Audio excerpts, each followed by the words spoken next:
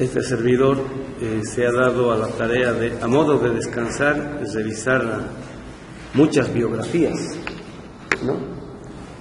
Una de ellas, nos llegaron 3 biografías de Benjamin, estuvimos revisando eso. Y también este último libro. En la página hemos publicado, en la página nuestra hemos publicado un artículo de un tal Paul Wiesinski, algo así, de La Jornada. Es acerca de Horkheimer. Y ahí nos enteramos de este libro, que se llama El Gran Hotel Abyss. El Gran Hotel Abyss, ¿no? Y tiene como subtítulo Las vidas de la Escuela de Frankfurt. Está en inglés. Salió el año pasado, 2017. O sea, ¿Lo sigue aquí? No. Salió el año pasado, en verso 2017. El autor es... El Gran Hotel Abyss, está en inglés, El Gran Hotel Abyss, ¿no? Y el autor es Stuart Jeffries. Ahora, ¿por qué comento esto y por qué en parte es relevante para esta discusión? Porque ustedes se acuerdan, mientras nosotros hacíamos la lectura de los Grundrisse, fíjense, para los que llegan por primera vez al seminario, ya estamos 2 años, ¿no? Y no hemos terminado el 1. Entonces estamos comentándolos más o menos a fondo, ¿no? Entonces, durante el comentario que estábamos haciendo, una de las preguntas era la siguiente, ¿no? Si durante el siglo XX se le hicieron críticas mortales al capitalismo, ¿por qué sigue vivito y coleando? ¿No? O sea, no solamente de pie, sino que se ha continuado desarrollando casi sin mayor contratiempos, digamos, con bastante éxito, por decirlo. Es la pregunta, ¿por qué? ¿No? Entonces, bueno, evidentemente ha habido un ataque sistemático de la derecha. Inmediatamente que triunfó la revolución rusa, la derecha no se quedó de brazos cruzados, sino que hasta que se derrumbó el socialismo soviético, siguió atacando, ¿no? Entonces ahora hay cualquier cantidad de evidencia para decir de que eso lo hicieron caer desde afuera, o sea, no es algo que se cayó por dentro, por decirlo. Entonces, ¿por qué era una lucha a muerte de sobrevivencia del capitalismo, ¿no?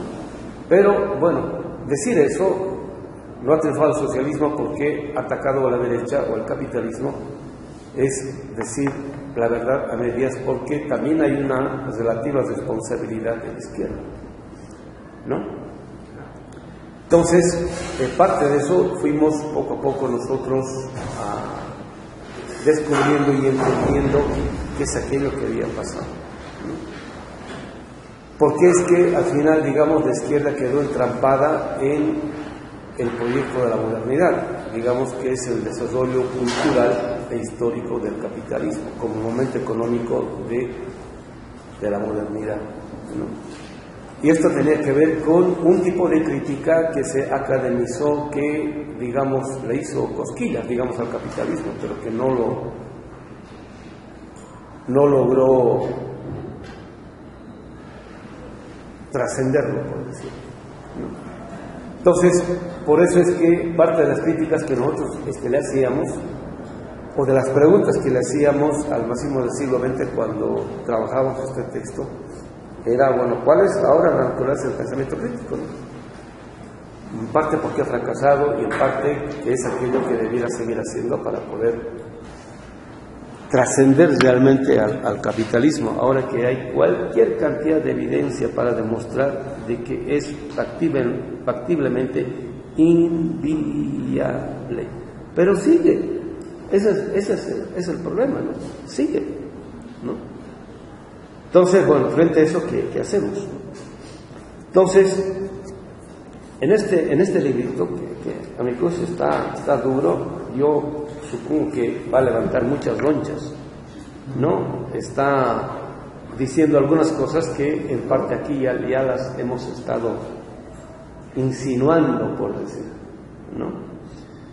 Por ejemplo, esto de la articulación, o sea, para que haya pensamiento crítico, no meramente teórico, intelectual o académico, sino en el óptimo sentido de la palabra, tiene que haber desde la perspectiva del pensador crítico, una articulación orgánica con algún sector de la sociedad, del pueblo, de las bases, de los partidos, etcétera, etcétera, a partir del cual se está pensando.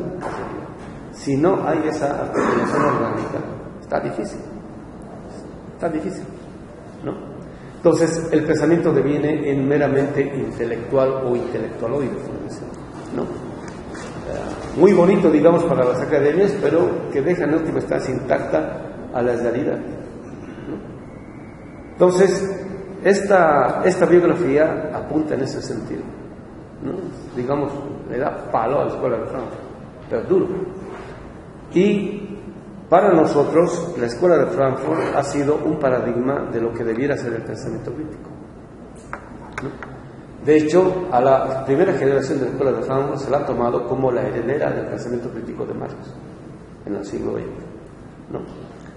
Y con Habermas, ese tipo de crítica como que se ha institucionalizado, digamos, en el gran heredero, como segunda generación de la Escuela de Frankfurt, que ha recogido, digamos, toda esa tendencia, toda esa intencionalidad crítica y la ha actualizado, por decir.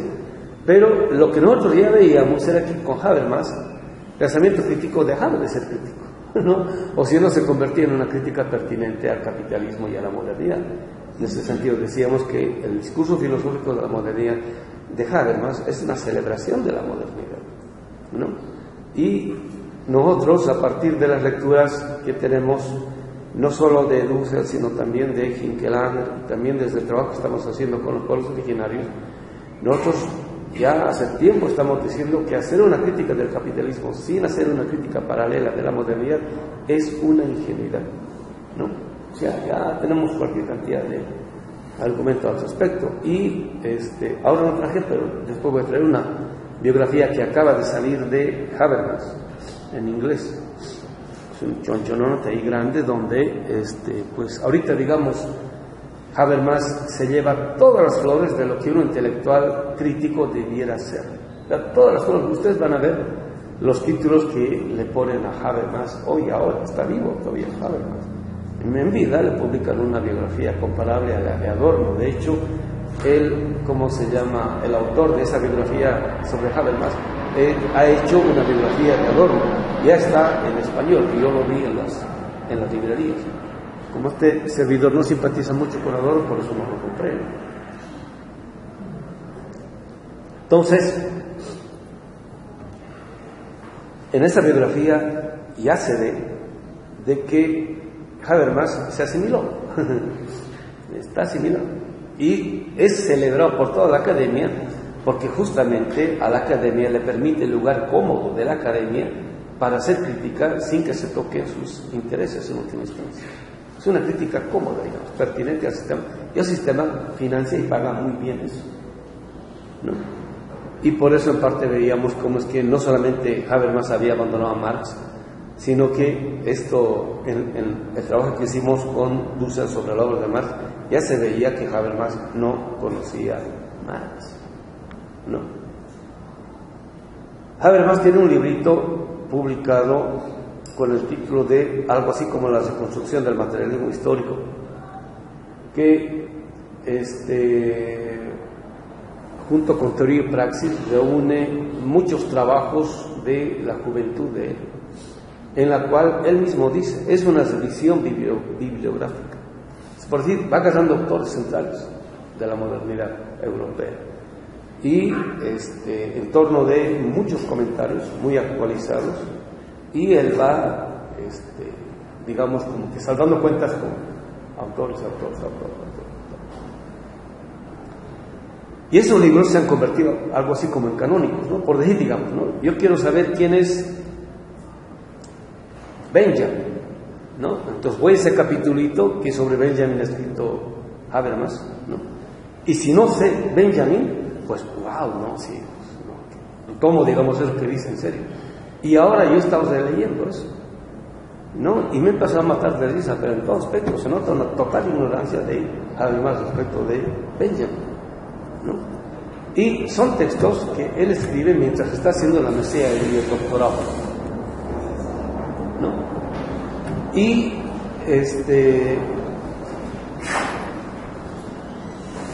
O sea, no son textos nada serios y eso no es culpa de Habermas.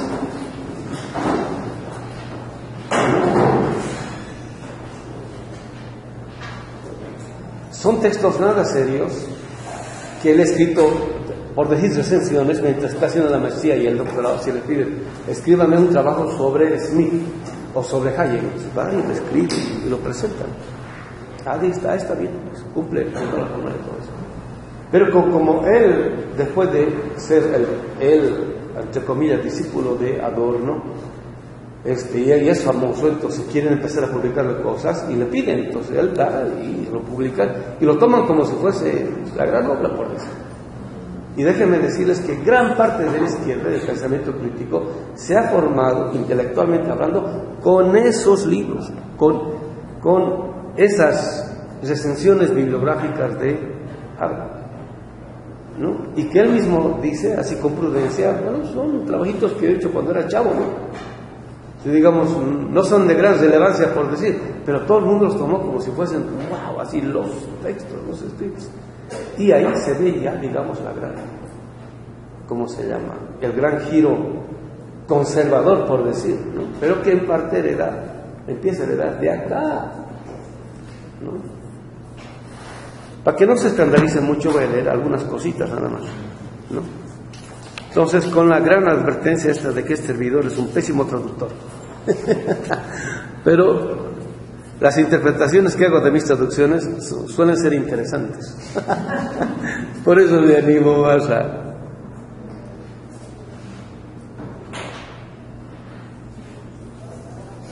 Dice, ¿no? Es, más o menos, esta biografía está escrita desde la perspectiva... Este señor Stuart Jeffries conoció personalmente y fue alumno de Lukács.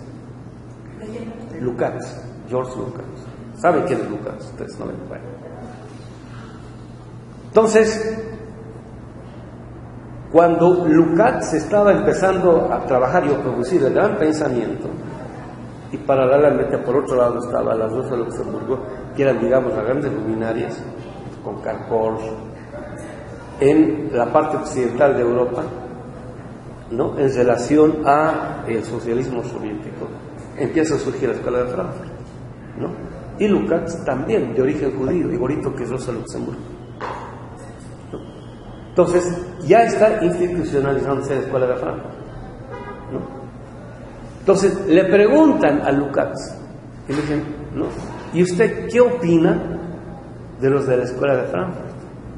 Y él dice, esos cuates que se reúnen en el Gran Hotel Abyss, ¿no? Entonces, el Gran Hotel Abyss es como decir, esos intelectuales críticos de izquierda que se reúnen en el Sheraton de Reforma. ¿Eh? Sí, esos cuates que... ¿no?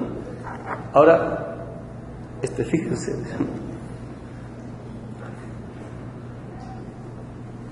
Dice, este hermoso hotel, él escribió, en este caso Lukács, dice que estaba equipado con el confort más sofisticado, que bordaba o lindaba o colindaba con el absurdo.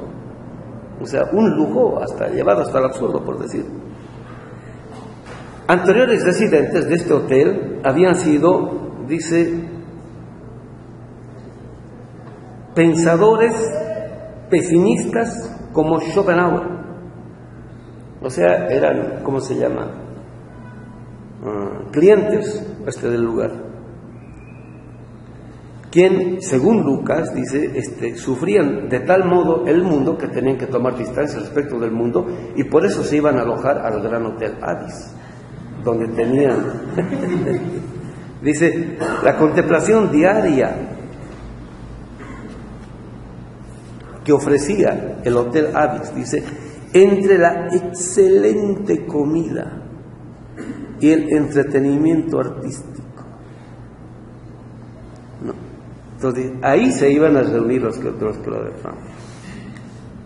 No, me detendré ahí porque no es bueno hablar mal de los...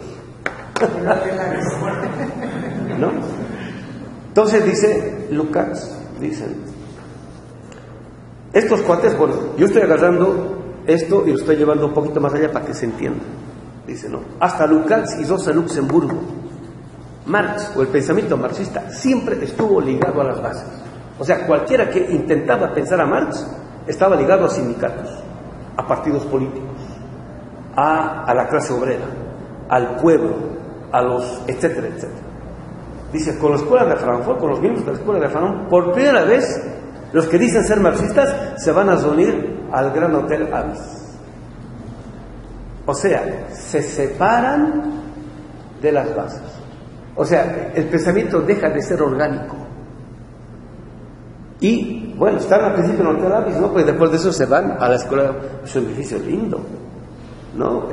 El que hace construir Bay, la familia Bay, el papá y el hijo, ¿no? Eric, el papá, y el hijo Félix, ¿no? Es un edificio lindo, es hermoso, o sea, para que vayan a pensar todo eso, pero digamos, para que vayan a la academia a pensar, ¿no? Y que, ¿no es cierto?, cuando empiezan a desarrollar su pensamiento, bueno, por un lado, es un pensamiento que no está articulado a los sujetos. Inaugura una tradición del tipo de pensador crítico que se recoge en el escritorio, en el cubículo, en el aula, en la academia, sin relación a. ¿Sí se entiende eso? ¿No? Y que se institucionaliza con la segunda generación de la escuela de Frankfurt.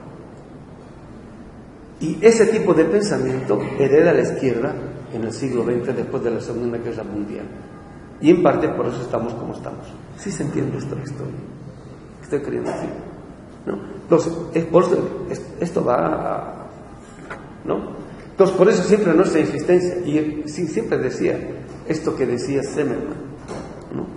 Pensamiento crítico tiene que estar ligado siempre orgánicamente a algún sujeto social con pretensión política. De lo contrario, se queda sin lo social y sin lo político, ¿no? Siempre, ¿no? Pero él ha ido diciendo N veces y, bueno, ¿cuántos de sus alumnos estarán vinculados? Entonces, por eso yo decía, las pocas cosas interesantes que nos decimos es por esta conexión, ¿no?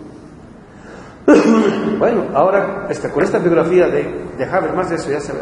Y los biógrafos, es increíble, especialmente un francés, el biógrafo de Benjamin, ¿no? Pero hace ver a Benjamin como ultramoderno en el sentido de un individuo que cree en lo que él cree, cuya autorrealización es la realización de sus ideas, de todo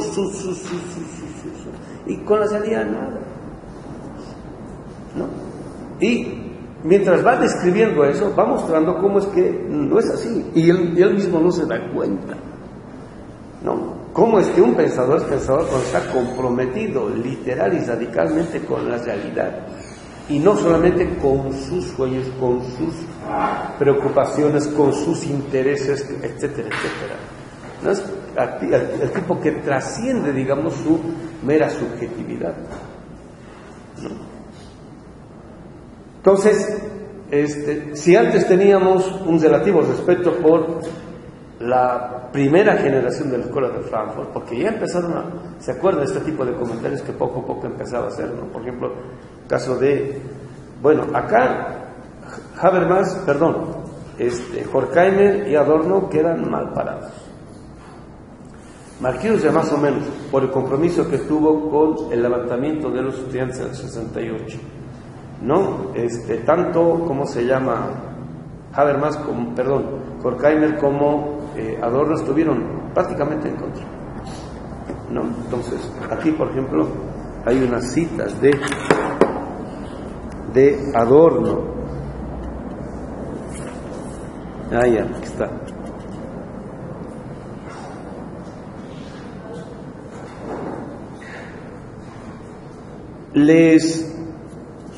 Bueno, hasta la década del 50, ¿no? Entonces, el pensamiento crítico estaba ligado a un movimiento crítico revolucionario en el sentido de activista en las calles, ¿no? Y después de eso se pierde eso, o sea, deja ese tipo de contenido. Entonces, cuando los estudiantes salían a las calles a protestar,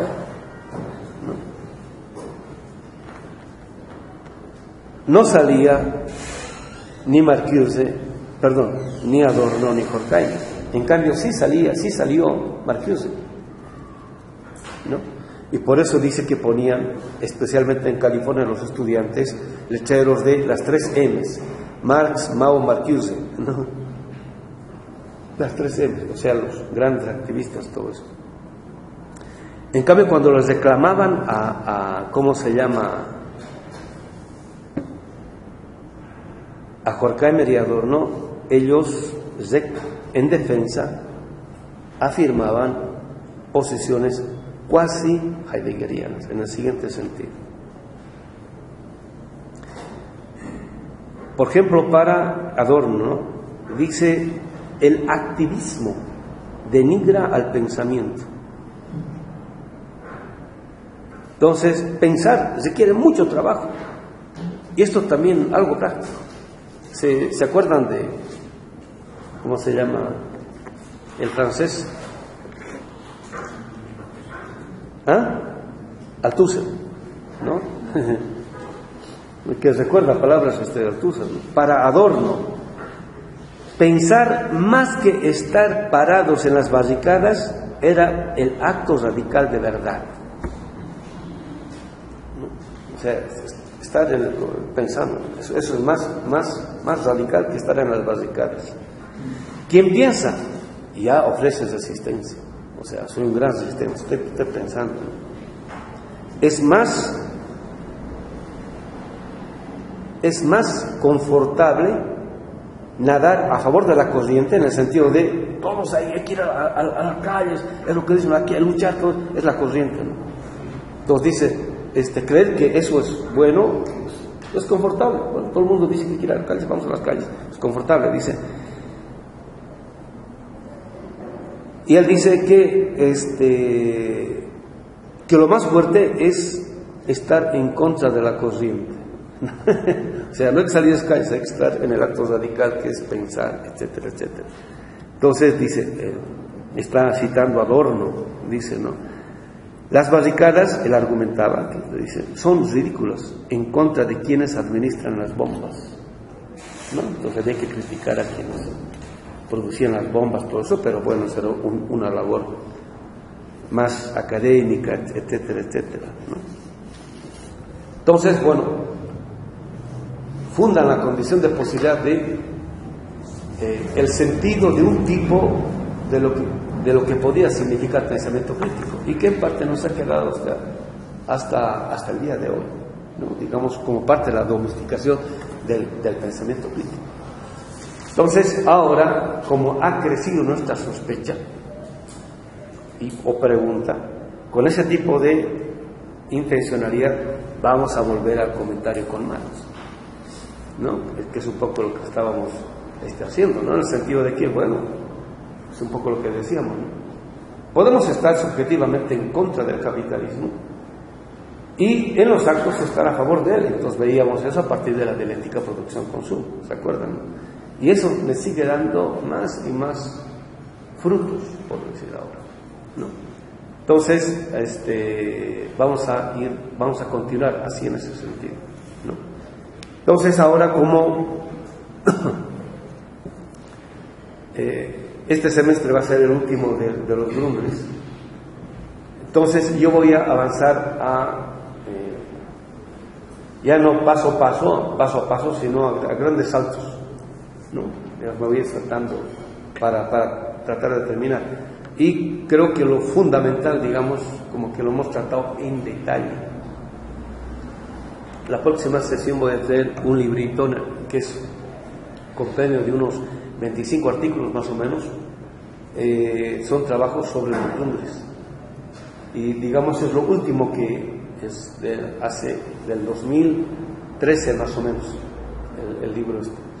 Y ahí hay un artículo muy, muy interesante de todos ellos, ¿no? En el sentido de que muchos de los temas que están dados por supuestos, que Marx los trata de pasadita y que han generado grandes confusiones, están ampliamente explicados en los libros, ¿no? Tal es así que para entender al Capital, después de haber leído el Capital, hay que leerse los libros. Es la idea que ellos dan, ¿no? Y en parte nosotros más o menos estamos haciendo así. Después de haber dado los seminarios sobre Capital, hemos vuelto a los Grundrisse, y ya con el nuevo marco categorial estamos descubriendo otro tipo de cosas que le estuve comentando ahora, por ejemplo, a Dussel, ¿no? Que es aquello que está presupuesto en el trabajo vivo, ¿no? Y ahora me encontré con un cuate que es el único sobreviviente de la presentación del segundo libro de Dussel sobre Marx, hace un Marx desconocido, que fue el 88, en siglo XXI. Si no fue en el mes de octubre, fue en el mes de noviembre de 1988. Yo acababa de llegar a este país, entonces fue la presentación y me acordaba de algunas cosas. Entonces él se acordaba de muchas más cosas, ¿no? Tenía una mente mucho más fresca. Se le entrevisté, ¿no? Porque quiero hacer una reconstrucción de muchos de esos momentos que cuando uno los vive, uno piensa que es cualquier acontecimiento o suceso, ¿no? Y no se da cuenta que son cosas que van quedando en la historia, por decirlo. Entonces, yo siempre recordaba que en esa presentación del libro, ¿no? Ha sido más desconocido, que es sobre los famosos manuscritos de 61 a 63, mal llamados como teorías del plusvalor. Estaba Roger Bartra. Si él me dijo, estaba también Bolívar Echeverría y también Cesario Morales.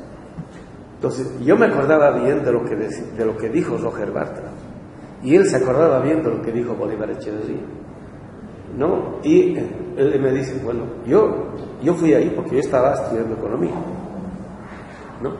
Y era alumno de Veraza, y por Veraza era alumno de Bolívar Echeverría, ¿no?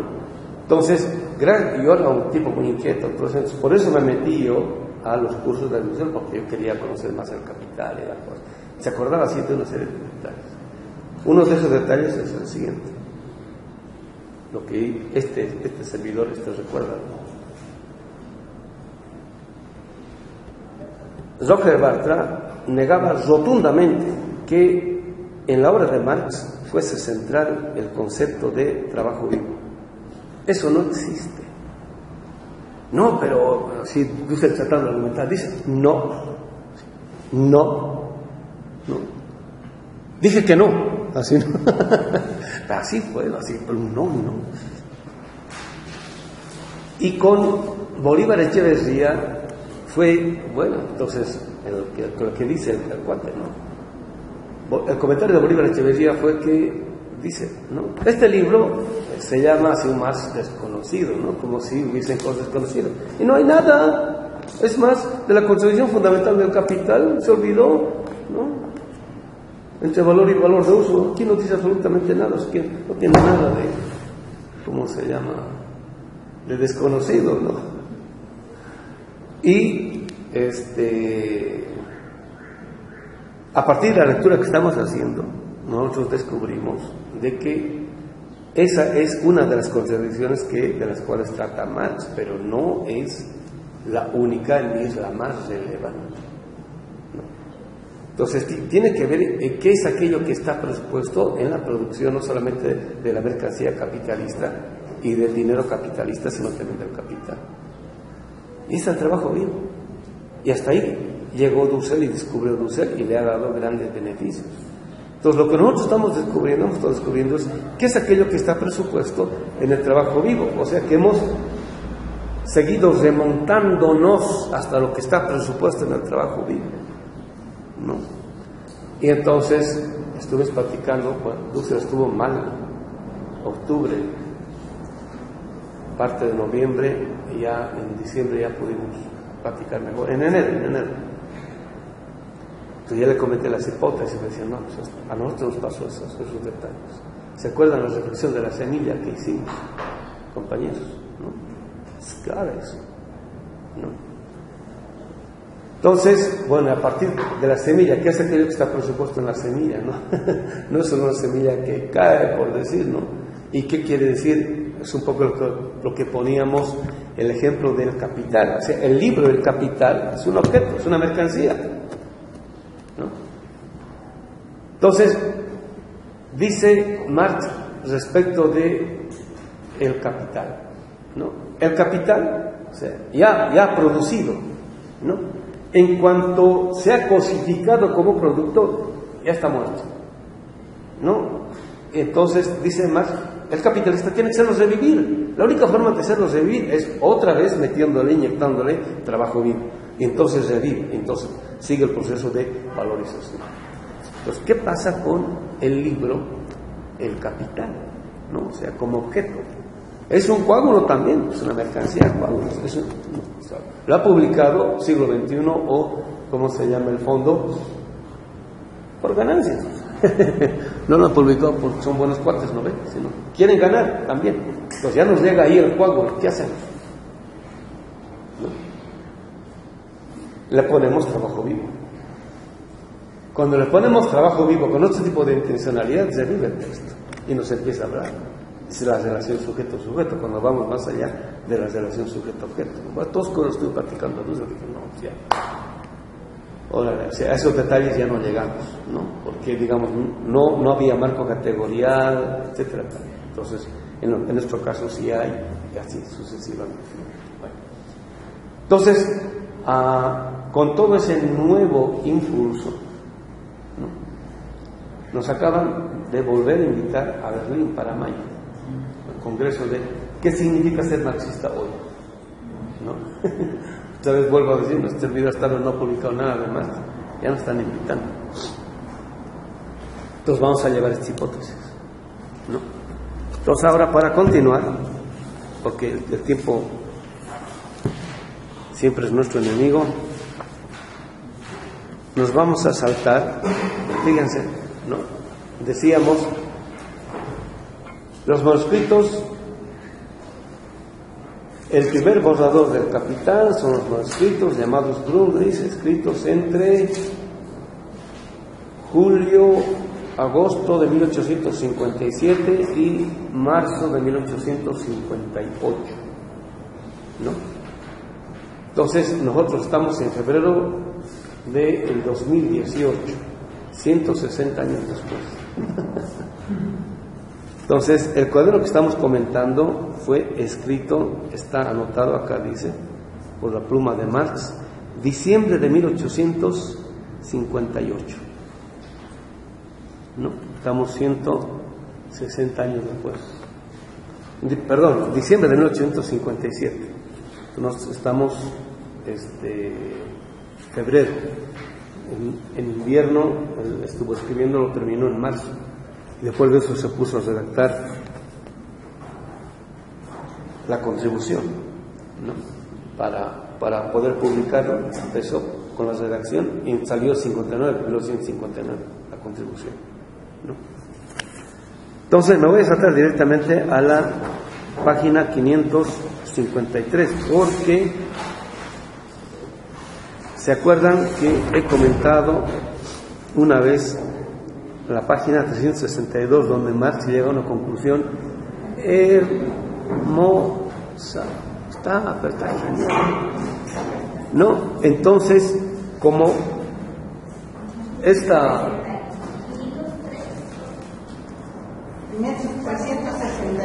No, yo voy a empezar con en la 353, ¿no? Pero es para llegar a la 362. ¿Se acuerdan que he comentado como 2 veces la página 362? ¿No? Porque ahí está, o sea, todo lo que está aquí confirma plenamente todas nuestras hipótesis, ¿no? Entonces, decíamos, la reflexión en Marx es de carácter categorial, ¿no es cierto?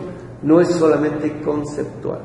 Entonces, si es así, ¿no? Entonces lo que nosotros tenemos que hacer es continuar con la reflexión categorial. El problema es el siguiente, ¿no? Para nosotros, si es que tenemos una intencionalidad categorial, o sea, política, eso quiere decir. ¿no? Si tenemos esa intencionalidad, entonces lo que tenemos que saber es cómo Marx ha llegado a eso, ¿no? No es saber lo que dice Marx, sino cómo Marx, cómo se las ingenió, cómo se las arregló, qué tipo de reflexión o forma de razonamiento produjo para llegar a ese tipo de conclusión. De tal modo que cuando llega a eso uno se queda, wow, ¿no? Y ahora qué, y no hay forma de refutar, ¿no? Porque cuando uno cita solamente esto, dice, bueno, está interesante, pero cuando uno muestra cómo se llegó a eso, y eso podemos actualizar, es otra cosa, ese tipo de reflexión categorial. Y es cuando queremos hacer, ¿cómo se llama?, la crítica mortal al fundamento del capitalismo. Fíjense, ¿no? El diálogo con el maestro, en este caso Dussel, sí, continúa. Entonces, en estas últimas semanas estamos imbuidos en una pequeña, bueno, no es pequeña, es gran discusión, pero viene desde que hemos estado trabajando la ética de la liberación, ¿sabes? ¿No? Entonces, ese librito se empezó a escribir en el 95. Se publicó en el 98 y los materiales se empezaron a preparar desde el 91, 92, ¿no? Entonces presupone una discusión con Apple y obviamente con Marx anteriormente, pero en este caso digamos con Apple, entre el 91 y el 95. Si en el 95 por primera vez le aparece a Dussel la idea de la arquitectónica, o sea, ahora sí ya tengo claro que voy a escribir, pero previa todo este tipo de reflexión, ¿no? Y lo publica en el 98. Entonces, en el 98 cuando publica, nosotros sabemos que hay muchos problemas que han quedado en el tintero. Sabemos eso. Claro. El argumento está muy, muy apretado, ¿no? Y éramos conscientes de todo esto, ¿no? Entonces yo en la sesión inaugural digo algo que a alguna gente le causa risa por su ignorancia, pero cuando nosotros decimos esto nos estamos haciendo con plena conciencia, ¿no? Cuando en parte nos sentimos coautores del libro, porque hemos estado presentes en prácticamente hacia todas las lecturas que Dussel iba diciendo, ¿no? Es más, hasta el 94-95 estuve viviendo en Tepoztlán, como está ahí cerquita Huastepec, entonces yo me iba varias veces a platicar con el maestro los domingos, ¿no? Y ahí seguía, y no parábamos, ¿no? Es impresionante capacidad de trabajo del maestro que uno lo jala, ¿no? Bueno, uno de esos temas era el de la fundamentación material, ¿no? Entonces, nosotros sabíamos cómo es que la tradición moderna había sido capaz de producir un tipo de fundamentación de la modernidad en términos formales, ¿no?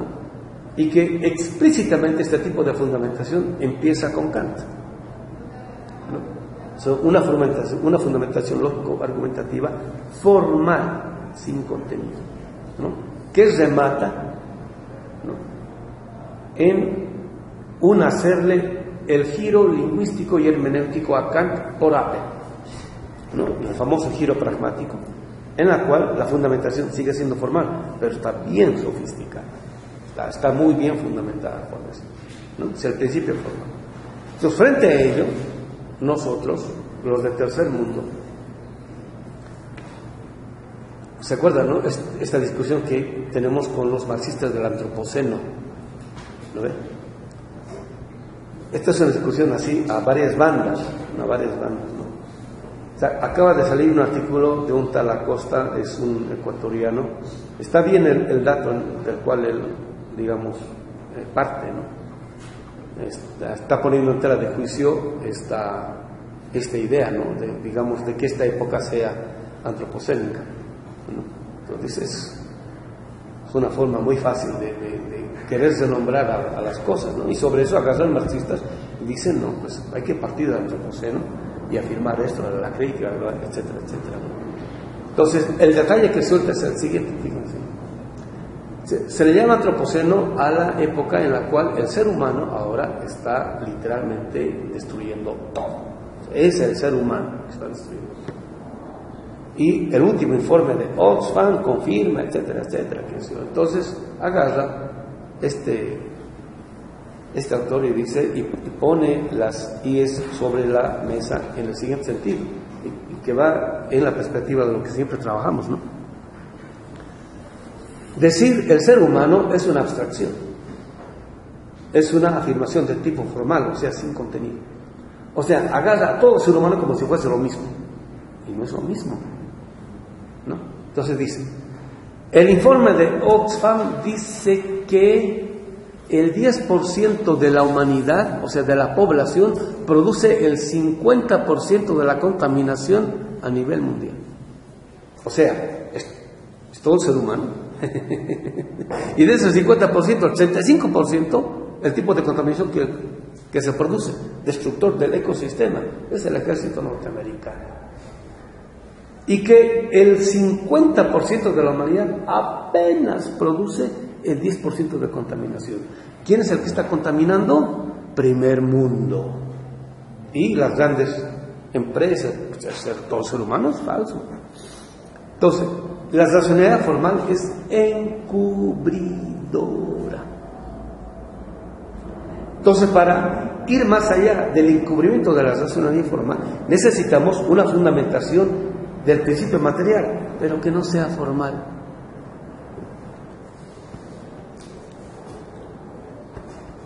Porque si es formal, otra vez hay que encubrir el fundamento material o la materialidad de la vida. ¿Sí se entiende, no?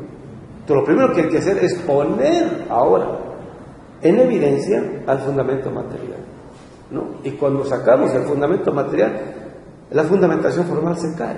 Este tipo de generalizaciones, abstracciones que encubren en última instancia todo. O sea, la racionalidad formal es encubridora de todo tipo de especificidad que existe prácticamente en la realidad, ¿no? Bueno. Cuando llegamos a este punto, entonces decimos lo siguiente, y que tiene que ver con el plano de fundamentación formal. Bueno, de lo que se trata, entonces, no es de fundamentar el principio material o de la vida de modo formal. Ya sabemos que es una recaída en la modernidad, es encubridor. Es el tipo de fundamentación que ha producido la modernidad, es la racionalidad moderna. O sea, no podemos hacerlo nuevo con la misma racionalidad de lo viejo. Lo que quiere decir. ¿Qué quiere decir esto? Esto quiere decir que cuando queremos fundamentar de modo material el principio material, no puedo partir de la racionalidad formal, o sea, no puedo partir del contenido del conocimiento moderno. Eso quiere decir. Y cuando digo eso, fíjense lo que voy a decir. Está fuerte, compañeros. Yo no puedo tomar como verdadero todo el conocimiento que produce. Yo no puedo tomar como verdadero, de modo a priorístico, todo el conocimiento que produce la racionalidad moderna. Porque cuando hago eso, estoy diciendo de modo a priorístico que todo el conocimiento que no ha producido la modernidad es falso. ¿Sí se entiende? No. Cuando yo parto ingenuamente de la modernidad, ingenuamente estoy diciendo que lo que no ha producido la modernidad es insuficiente, es inferior o es falso. Entonces, no tiene sentido partir de eso.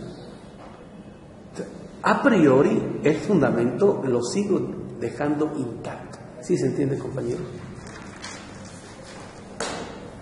Lo mismo que tengo que hacer es dudar de todo el conocimiento que ha producido la modernidad. No estoy diciendo a priori todo lo que ha producido la modernidad es falso, no estoy diciendo eso. O sea, hay que dudar. O sea, ¿será? No, eso no es sentido. Para poder producir una racionalidad material que ahora sí pueda fundamentar el principio material de la vida. ¿no? Entonces, bueno, en la discusión Dussel empieza ¿no? para poder fundamentar por qué es el principio vida, ¿no? Utiliza toda la argumentación moderna, ¿no?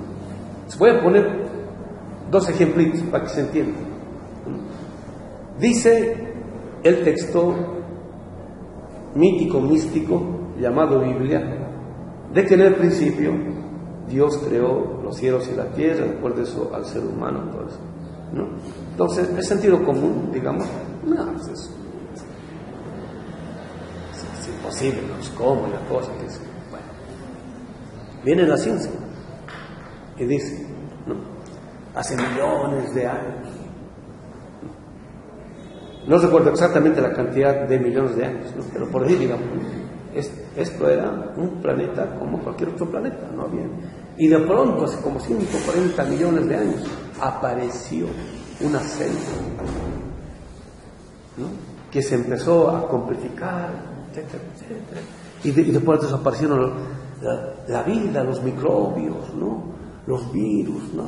Y después de eso, las plantas, y después de eso, bueno, pregunta, ¿alguien estuvo ahí en ese momento para demostrar empíricamente que efectivamente ha sido así? En, digamos, el relato mítico, ¿no? ¿Alguien ha estado en ese momento para demostrar que no? ¿Creo o no creo? En lo que he visto la modernidad de ahorita, ¿creo o no creo? ¿Sí se entiende? ¿No? La diferencia está en que cuando yo parto del conocimiento moderno, pareciera que estoy partiendo de verdades empíricamente demostradas o demostrables. Y cuando yo hago una aprehensión crítica del marco categorial con el cual se ha producido ese tipo de conocimiento, ahí empieza la revampara. Sí, de pronto apareció, ¿no? Unos peces que salieron a las orillas, ¿no? Y se empezaron a querer caminar, entonces se les agotaron las aletas y empezaron a caminar, y de ahí el mono surgió. Son relatos míticos, bien bonitos. ¿Has estado ahí? ¿No? ¿Has visto? Y a cada rato van cambiando, ¿no? ¿Cómo se llama? Argumentación para ser creíble, ¿no? Todo eso.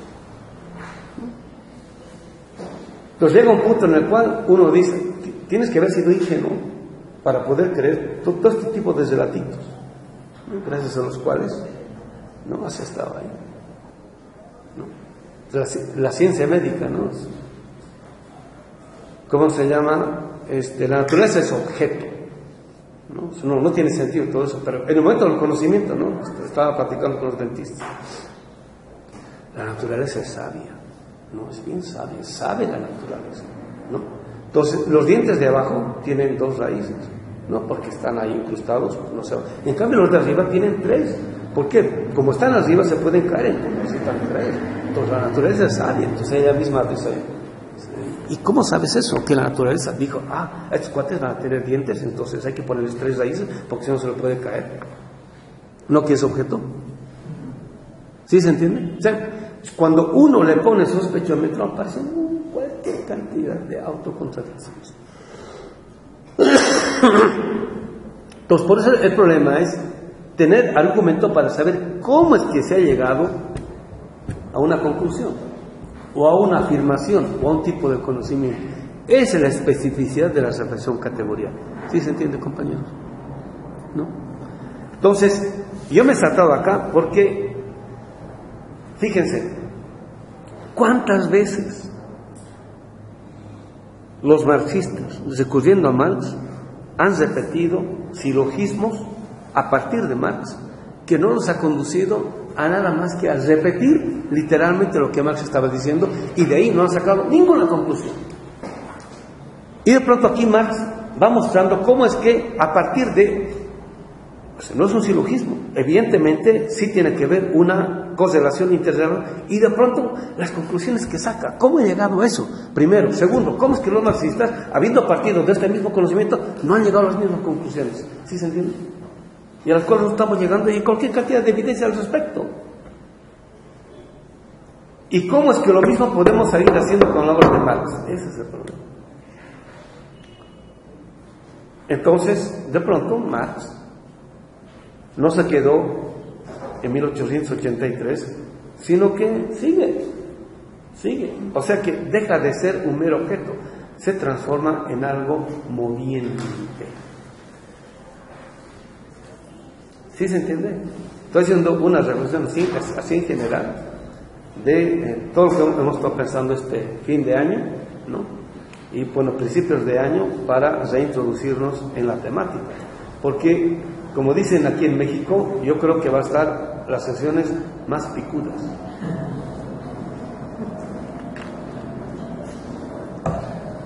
Dice Marx, en la página 353. ¿353? Sí, 353. Hemos visto hasta ahora cómo, mediante el proceso de valorización, el capital ha conservado su valor merced al intercambio mismo. Ahora, fíjense lo que a continuación dice. Pedro tiene que traer sus nombres. La próxima. ¿No? ¿Qué es intercambio? Entonces, un marxista sesudo dice, intercambio es, ¿no? El intercambio que es entre el comprador y el vendedor, ¿no? El posesor de la mercancía, el dueño de la mercancía, el dueño del dinero, es el intercambio. Y dice Marx, eso dice, pero es la superficie de la letra, por decir, eso nomás es, ¿no? Pero Marx no se queda eso ahí, sino que siempre va mostrando qué es aquello que eso implica, qué es aquello que eso contiene. Entonces, hemos visto hasta ahora cómo mediante el proceso de valorización el capital, uno, ha conservado su valor merced al intercambio mismo. ¿Qué es el intercambio? Esto es el intercambio con el trabajo vivo. Si no se intercambia con trabajo vivo, independientemente de que haya o no salario, y ahora hay cualquier cantidad de evidencia, ¿no? El negocio de la esclavitud sigue vivita y coleando. Entonces, en el norte del África, en el mar Mediterráneo, hay tráfico de mano de obra. Bueno, no es mano de obra, está mal dicho mano de obra. Tráfico de varones esclavos, o sea, lo que era la esclavitud. También. ¿Perdón? Sí. No, pero sí, son los migrantes. Entonces, pero ahí, digamos, como que se ha institucionalizado. Aquí todavía está solapado, por decirlo, ¿no? Así, ya con testimonios, marcado todo, ¿no? O sea, la única fuente de trabajo vivo no es el trabajo asalariado, porque eso no reciben trabajo asalariado. Digo salario, ¿no? Entonces, el proceso de valorización, para que haya proceso de valorización tiene que haber extracción de trabajo vivo, intercambio del trabajo muerto con el trabajo vivo, ¿no?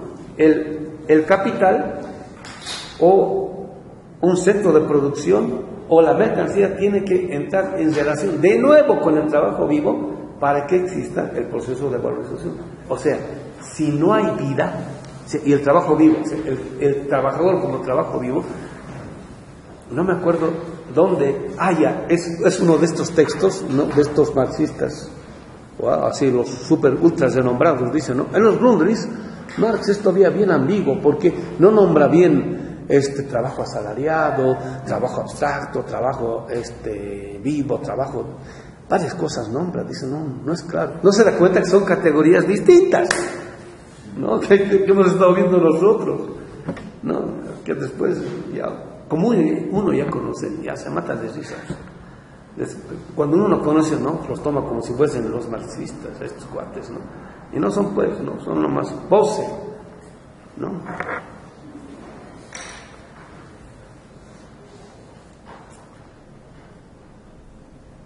Ha conservado su valor merced al intercambio mismo, esto es, el intercambio con el trabajo vivo. Y ha aumentado, creado un plusvalor. Si no hay trabajo vivo, no hay incremento de plusvalor. Tiene que haber trabajo vivo. O sea, el trabajador, el pauper, tiene que estar vivo. Ahora, ¿qué quiere decir eso? Es lo que hemos estado tematizando todo este tiempo, ¿no? Y ahí es donde empieza, digamos, la gran rebambaramba. Más abajo, el valor mismo se presenta como producto de este proceso. Fíjense, ¿no? Esta crítica que le hacía Bolívar, ¿no? A Dussel, ¿no? La contradicción fundamental es entre valor y valor de cambio. O si no, valor o valor de uso. Es la contradicción fundamental. Entonces, para que haya valor, ¿no? O valorización, tiene que haber trabajo vivo. Y lo estamos diciendo, eso no existe. Entonces, esta cuarta me dice, César Morales, ni me acuerdo de nada porque creo que no dijo ni nada. ¿No? Ser de izquierda, un gran Foucaultiano llegó aquí pero se volvió fácilmente asesor del PRI. Eso, en fines de los 80. ¿No? O sea, para poder entender muy bien el concepto de valor, el concepto de valor de uso, de valor de cambio, hay que entender muy bien el concepto de trabajo vivo. Aquí está clarísimo eso, ¿no? Y precisamente como un valor superior porque contiene más trabajo objetivado que aquel del cual había partido, ¿no? Más trabajo objetivado, que decir, más vida que se ha objetivado, que se ha coagulado, hay más. Y por eso más adelante va diciendo cómo es que el capital tiene que arreglárselas para extraer cualquier cantidad de vida, tiempo de vida, trabajo vivo. Este valor en cuanto tal es el dinero. El dinero es la coagulación, la cristalización de la extracción sistemática de trabajo vivo, ¿no? Pero cuando extrae trabajo vivo, está extrayendo también la vida contenida en la naturaleza, porque sin la vida de la naturaleza es imposible el trabajo vivo. ¿Sí? A través de ese tipo de extracción se extrae, a través de la producción de vida de la naturaleza, o mejor, a través de la extracción del trabajo vivo, se extrae la vida contenida también en la naturaleza. ¿No? Pero ahí, evidentemente, ya es el trabajo, ¿cómo se llama? Es el dinero capitalista. Y aquí hay, bueno, no voy a poder comentar este pie de página de la 350, empieza en la 352 y continúa hasta la 350, está genial. Bueno, hemos visto hasta ahora cómo la valorización, y es un comentario de este servidor, es el sinónimo del intercambio con el trabajo vivo. Esa sería la otra forma de definir al proceso de valorización. ¿Qué es la valorización? La valorización es el intercambio con el trabajo vivo, ¿no? Cuando decimos con el trabajador, es una abstracción. Cuando decimos con el trabajo vivo, estamos diciendo el trabajador para poder ser explotado necesita estar vivo. Ahora, ¿qué quiere decir necesita estar vivo? Ese es el problema. ¿Qué significa eso? Pongo un ejemplito. Estaba platicando justo con este cuate que es de una generación interesante. Dice, durante el gobierno del AMLO, cuando el AMLO era el regente capitalino, ¿no?, se hizo un estudio de los de la tercera edad en el DF, ¿no?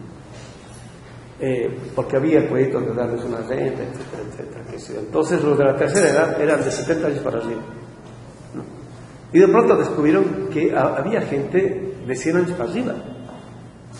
No, digo, guay, pues hay que estudiar también esto, ¿no?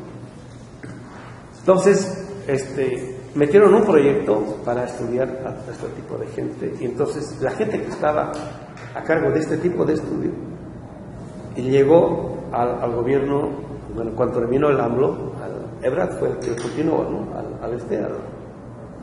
al AMLO, Ebrard fue, bueno, y ahí lo tronaron el proyecto este. Bueno, entonces él dice, hicimos el trabajo ese, ¿no?, con los viejitos de 100 años para arriba. Y de todo el estudio que hicimos, lo que más nos llamó la atención, y en el que casi todos coincidían, ¿no? Era lo siguiente. La respuesta a la pregunta de ¿cómo es que se las ingeniaron para vivir tantos años? Y dice, y toda esa gente, digamos, el 90% o más de los viejitos de 10 años para arriba, vivían en las áreas conurbadas, ligadas, digamos, al campo, tipo Xochimilco, ese tipo de zonas, ¿no? Entonces dice, casi todos los viejitos coincidían en que el secreto de su longevidad estaba en la dieta de 2 alimentos. El primero, el frijol. El segundo, el pulque. Gracias a que estuvieron vivos. Entonces, eso remite al tipo de material. No es el alimento formal en abstracto, tiene que estar comido. No, es un tipo de alimento, gracias al cual se puede tener un tipo de vida. O sea, ahí, en el contenido de ese contenido, está contenido la explicación al porqué de ese tipo de vida. ¿Sí se entiende? ¿No? Y fíjense, cuando yo llegué, el pulque ya estaba racializado. Ya se entiende, ¿no? Era un alimento racializado. El frijol no, pero el pulque estaba racializado. ¿Sí se entiende?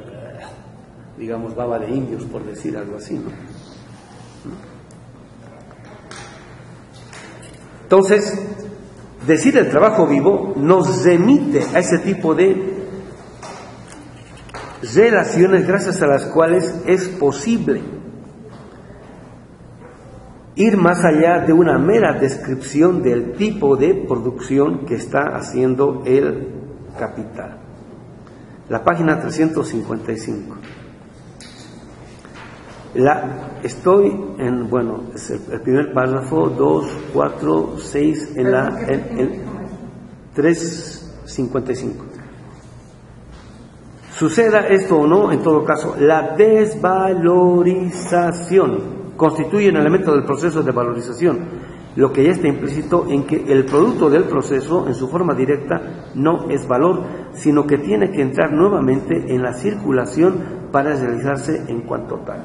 Entonces, se ha producido algo, producto de un proceso de valorización, ¿no? En el momento en el cual eso que se ha producido está en stock, está en proceso de desvalorización. ¿Se acuerdan esto también? No sé, cuando se está ensayando en la herrumbre, entonces necesita inmediatamente volver a sumergirlo en un proceso de valorización. O sea, todo lo que, fíjense lo que voy a decir,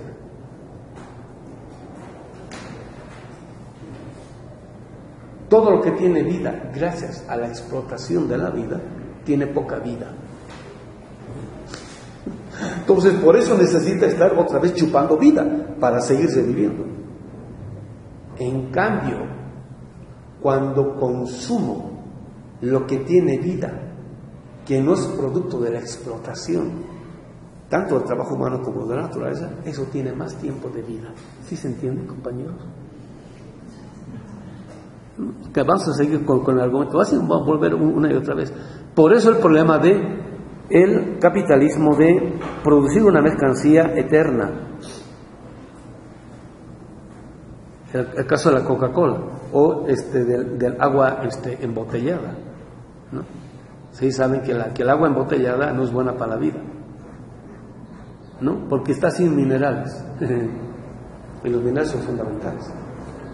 Después vamos a hablar al respecto. Es un descubrimiento que tuve al respecto.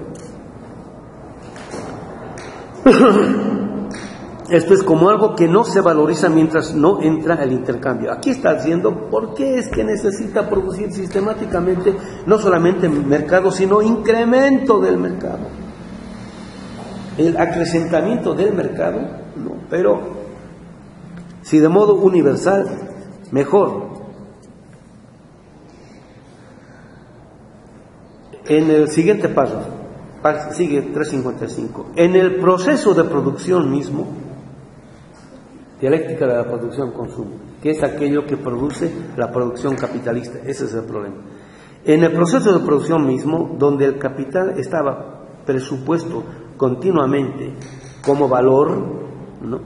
Valor, ¿no? Aquí quiere decir que vale, ¿no? Pero acá en el capitalismo lo que vale es el dinero, pero es un tipo de dinero producto de un tipo de valorización. Producto de un tipo de valorización quiere decir de un tipo de extracción de vida, ¿sí se entiende? De modo éticamente perverso, eso quiere decir. Su valorización solo aparecía como totalmente dependiente de su relación como trabajo objetivado con el trabajo vivo. Esto es, de la relación entre el capital y el trabajo asalariado. Es el momento de la producción, ¿no? Pero ahora, como producto, como mercancía, se presenta como dependiente de la circulación. Una vez que ha sido producido, ¿no? Tiene que realizarse como mercancía. ¿Cómo se realiza como mercancía? Cuando es vendida. Está desesperada, está esperando cuándo va a ser comprada, cuándo va a ser comprada, bueno, desde la perspectiva de el capital. Entonces, el proceso de producción capitalista necesita producir la conexión inmediata de él con la circulación. Y ahora, dialéctica de la producción-consumo. ¿Cómo es que la circulación, como momento del consumo, es el momento idóneo de la producción de un tipo de formalización? Que presupone un tipo de contenido ahora ya negado, o sea, ya está en el pasado, en el momento de la producción. ¿Sí se entiende? Está abstracto esto, pero vamos a volver, ¿no? O sea, ¿no? Varias veces al respecto. 3.56. Ayer, antes de ayer, estaba, pero así, iluminado. Decía, ay, sacando notas, todo eso, no está genial todo esto. O sea, yo este parágrafo lo voy a utilizar N veces para la reflexión epistemológica, ¿no? Como a partir del manejo, en el óptimo sentido, de las categorías, ¿no? Podemos hacer grandes análisis de la realidad, porque aquí, a partir de esta reflexión, remata en que lo que produce el consumo capitalista, que en este caso es el mercado, es toda la modernidad. Qué increíble, o sea, ¿no? Y lo dice clarísimo. ¿Por qué los marxistas no han llegado a estas conclusiones, Dios mío, en el siglo XX? Yo pienso que hemos avanzado muchísimo. ¿Sí se entiende? No han llegado, son bien modernos, ¿no? Los capitalistas son modernos de derecha y los izquierdistas son modernos de izquierda, y los modernos de izquierda son peores que los modernos de derecha. Qué paradoja. Y todo por la secularización. Es la paradoja esa, ¿no? Y vamos a llegar a eso. Vamos a llegar donde Marx va a decir cuál es el contenido. Mira, ya vamos a empezar a decir barbaridad. La primera barbaridad de este seminario. ¿Cuál es el contenido? Bueno, ¿se acuerdan el materialismo dialéctico, no? O sea, que Marx es materialista porque parte de la materia, ¿no? Pues la materia es físico, ¿no? Entonces dice Marx, ¿no? La materialidad es materialidad por su contenido. O sea, esto es material por su contenido. O sea, ¿cuál es el contenido? ¿No? O sea, no es material porque sea físico, ¿no? Porque siendo físico puede ser abstracto, ¿no? Entonces dice, la materialidad es material por su contenido. O sea, ¿cuál es el contenido? ¿No? Entonces dice, ¿no? El contenido de la mercancía capitalista son el contenido, las relaciones sociales. ¿Qué son las relaciones sociales? Son relaciones de dominio y de explotación. ¿Y cuál es la forma? Las relaciones jurídicas. Ahora, pregunta, muéstrame así físicamente las relaciones jurídicas. ¿Sí se entiende? Entonces dice, el contenido de la materialidad no es material. ¿Qué?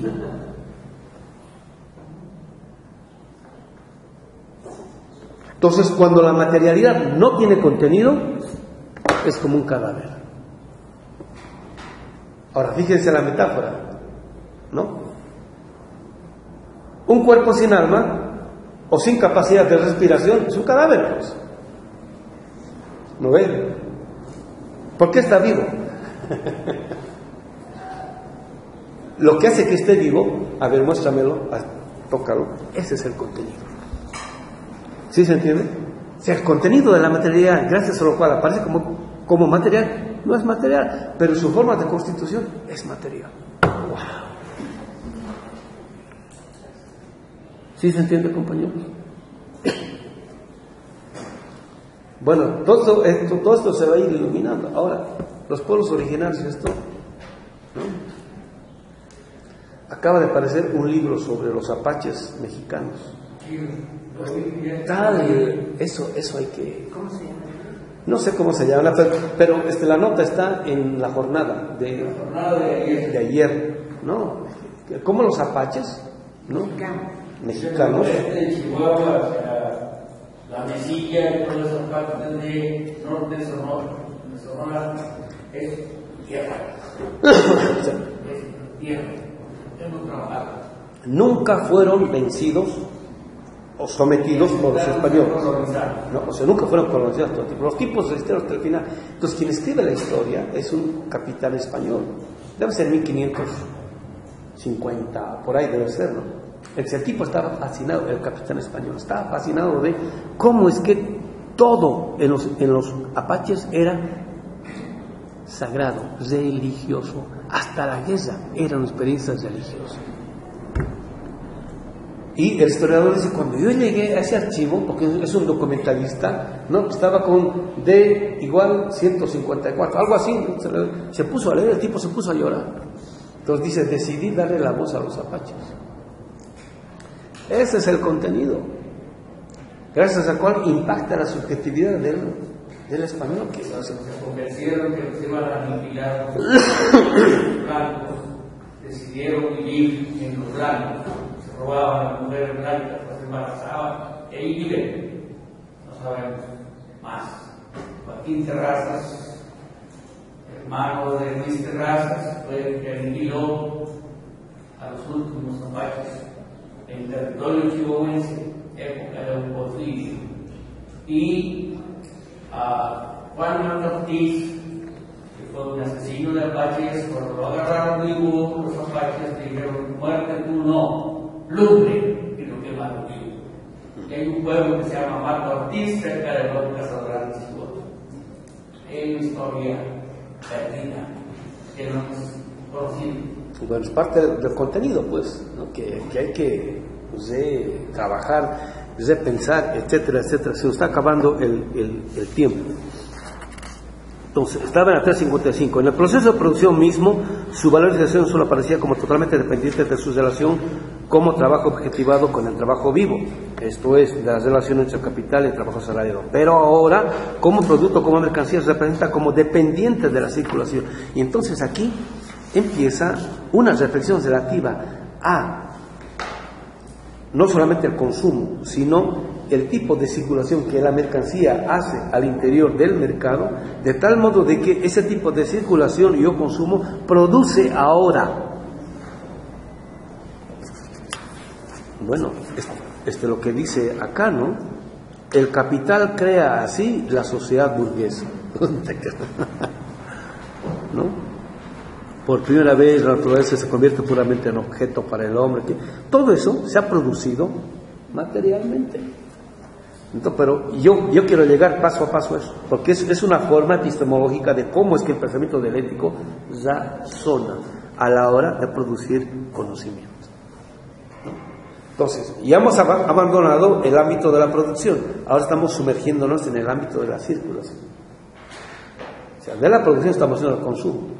Y el consumo es un momento de la circulación, no es el único, pero ahí empieza, ¿no? O sea, el consumo es la subjetivación de un tipo de producción, y en la subjetivación de un tipo de producción estamos produciendo un tipo de contenido, con el cual vamos a volver de nuevo al ámbito de la producción, pero ya no es lo mismo, ¿no? Así como dice la Biblia, ¿no? No es nomás comer del árbol del bien y del mal. Acá diríamos, ojo, es una metáfora marxista. no es nomás comer mercancía capitalista, ¿no? Entonces, digamos, en la metáfora bíblica nos entra, ¿cómo le decimos? ¿Cómo le dicen acá? Al chamuco, ¿no? Con el capitalismo pasa exactamente eso. No nos damos cuenta, ¿no?